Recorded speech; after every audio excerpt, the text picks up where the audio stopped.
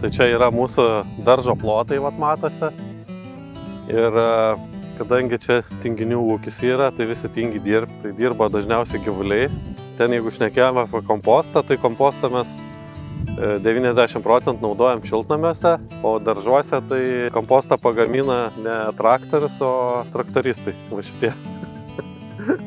Tai esmė tokia, kad kai dalį gyvulių mes ganom laukuose, dalį parsivedam čia prie daržų.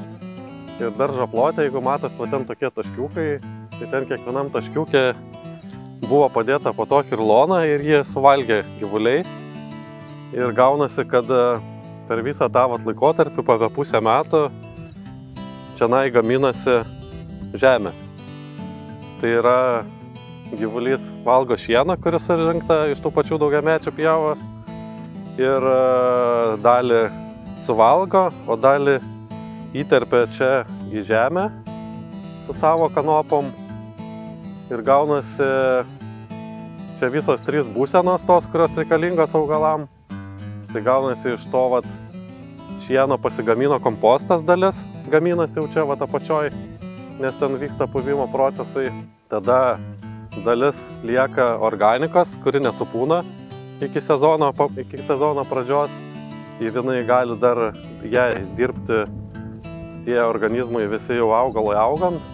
Ir trečia būsena tai tos bombos, arba kaip mes minas jas vadinam anksčiau vaikystėj, kur baisai lyg būdavo.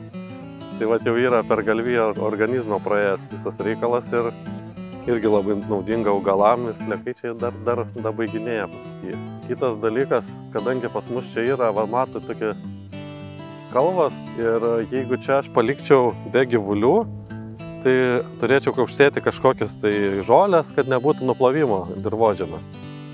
Kas čia labai gerai matosi, tai tos kanopos pridaro daug tokių dubučių ir gaunasi labai mažas nuplovimas, dar plius užsisdengia su šienais, ir čia išvis viskas idealiai. Ir man praktiškai čia nieko nereikės daryti, ateiti paskui biškį pralyginti ir pasėti visokias skanias daržovės.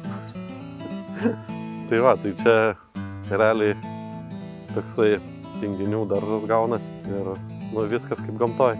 Pasiskaičiuojam, kad nepertręšti per daug, bet realiai čia neįmanoma pertręšti su tą, ką gamta duoda, nes čia neišbalansuota, viskas yra subalansuota.